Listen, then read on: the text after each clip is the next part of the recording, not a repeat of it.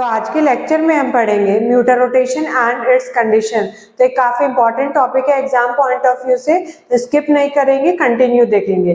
ठीक है, तो हम इस टॉपिक को डिस्कस करते हैं एक एग्जांपल लेके ग्लूकोज का। ठीक है, ग्लूकोज क्या क्या फॉर्मूला होता है? फॉर्मूला होता है C6H12O6। ये जो ग्लूकोज है ये ऑप्टिकली एक्टिव कंपाउंड है। अब बात ही आती है ऑप्टिकली एक्टिव होने का क्या मतलब होता है। ऑप्टिकली एक्टिव कंपाउंड वो होते हैं जो प्लेन पोलराइज्ड लाइट को रोटेट कर दे, मतलब उनके अंदर कैपेबिलिटी हो कि वो प्लेन पोलराइज्ड लाइट को रोटेट कर दे, घुमा दे।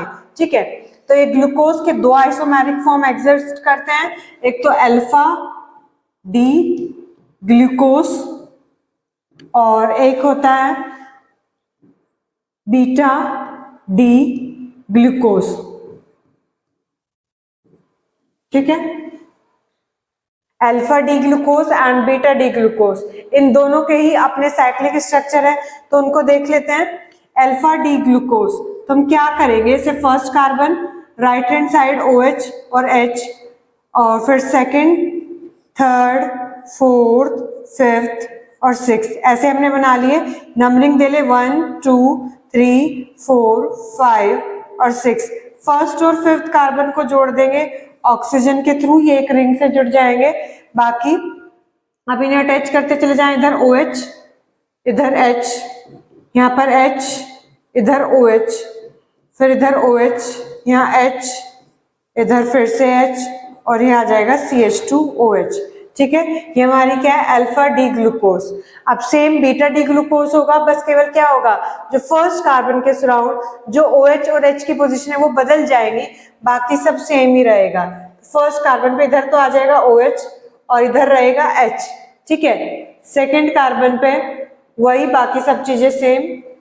ठीक है, और फर्स्ट और फिफ्थ कार्बन को अभी हम अटैच कर देंगे, तो देखे जरा सब चीजें सेम है। ठीक है, 1 2 3 4 5, फिफ्थ वाला आया तो ऑक्सीजन से रिंग बना लेगा, इधर H एंड CH2OH। ठीक है, वो अल्फा डी ग्लूकोज, ये बीटा डी ग्लूकोज। केवल क्या चेंज है कि जो फर्स्ट कार्बन है इसके सराउंड और OH और H की पोजीशन चेंज हो गई है, यही केवल इतना चेंज है। अब ये अल्फा डी ग्लूकोज ये भी ऑप्टिकली एक्टिव है और जो बीटा डी ग्लूकोज है ये भी ऑप्टिकली एक्टिव है। ये प्लेन पोलराइज्ड लाइट को रोटेट करते हैं, तो इनका कुछ ना कुछ अपना रोटेशन है। तो जो अल्फा डी ग्लूकोज है इसका रोटेशन है प्लस का 113 डिग्री, और जो बीटा डी ग्लूकोज है इसका रोटेशन है प्लस का 19 डिग्री। इसका मतलब क्या है, ये प्लेन पोलराइज्ड लाइट को ज्यादा रोटेट करेंगे और ये प्लेन पोलराइज्ड लाइट को कम रोटेट करेंगे, क्योंकि इनका रोटेशन कम आ रहा है। ठीक है, चले अब साथ साथ इनका एक ओपन चेन स्ट्रक्चर भी होता है, हम उसे भी देख लेते हैं किस तरह से है। ओपन चेन स्ट्रक्चर में पहले कार्बन पे एल्डिहाइड होता है, फिर एक तरफ OH, फिर H, एक तरफ H, यहाँ पे OH। ठीक है, लगाने आपको 6 कार्बन ही है। Okay, and then CH2OH। ये हमने क्या बना लिया, ओपन चेन स्ट्रक्चर है, ये सब ग्लूकोज ही।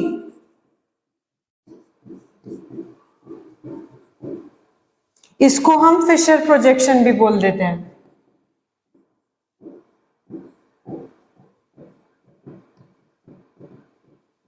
ठीक है, ये हमारा ओपन चेन स्ट्रक्चर है। तो अभी तो जस्ट मैंने आपको ग्लूकोज के स्ट्रक्चर का आइडिया दिया है, वैसे मैंने ग्लूकोज के स्ट्रक्चर पे एक अलग भी लेक्चर करा रखा है, तो वहां से भी देख सकते हैं तो और क्लियरली समझ में आएगा। यहाँ पे ये लिंक करना है मुझे म्यूटर रोटेशन इससे, इसलिए मैंने यहाँ पे स्ट्रक्चर दोबारा बता दिया है। ठीक है, तो ध्यान से देखेंगे कि म्यूटर रोटेशन है क्या।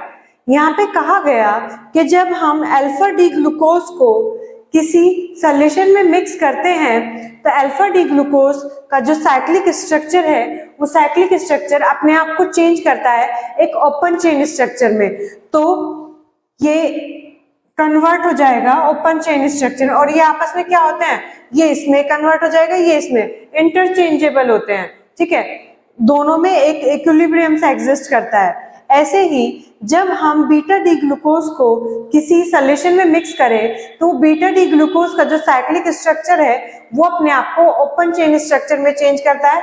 तो ये ऐसे यहाँ पे भी आपस में इंटरकन्वर्टेबल होंगे, ठीक है।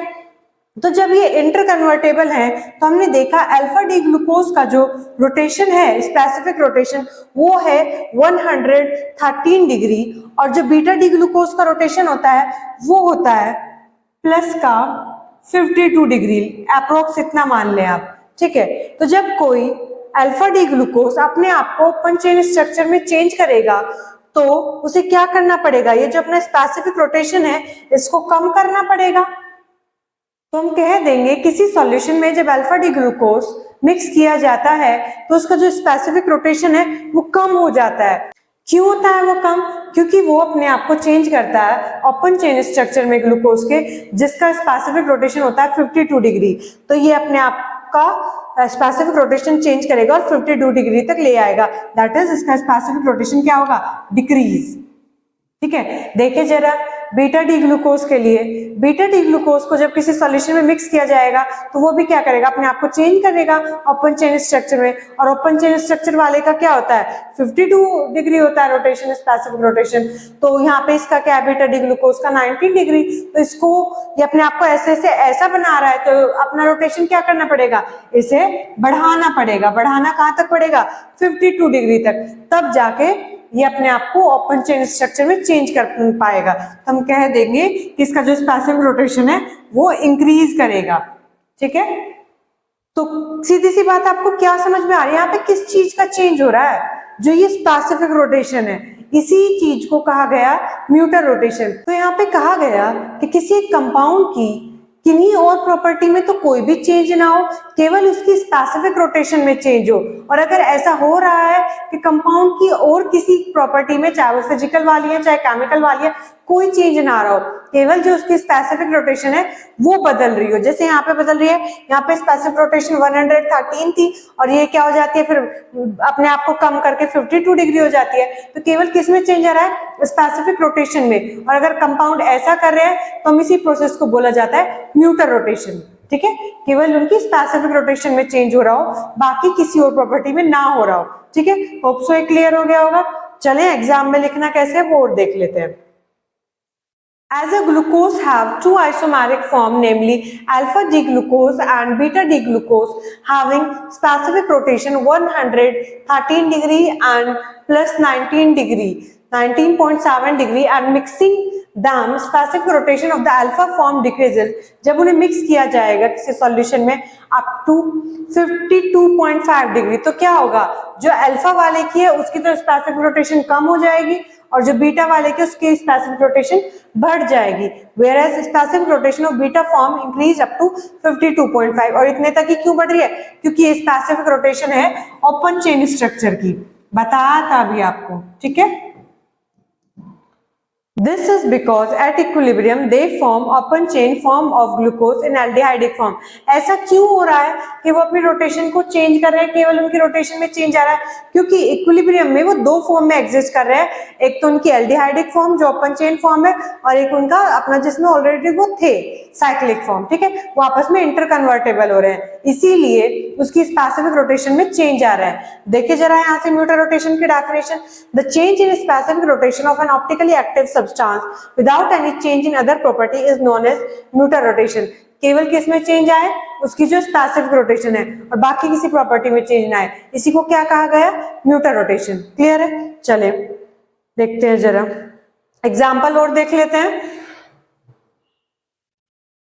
ये हमने क्या लिया, ये अल्फा डी ग्लूकोज ले लिया, ठीक है। ये इसका स्ट्रक्चर अब मैंने बना के भी दिखाया था।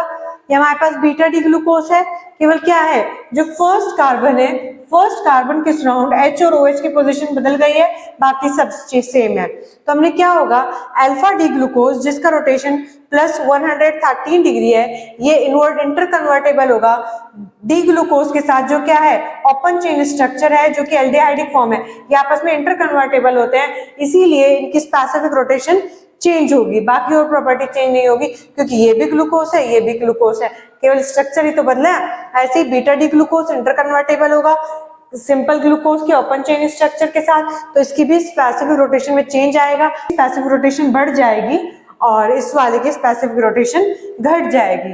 तो केवल स्पेसिफिक रोटेशन में चेंज आ रहा है, इसी प्रोसेस को कहा गया हमने न्यूटन रोटेशन। ठीक है, होप सो सभी को क्लियर हो गया होगा। Thank you for watching, like share and subscribe our channel vision by Charlie.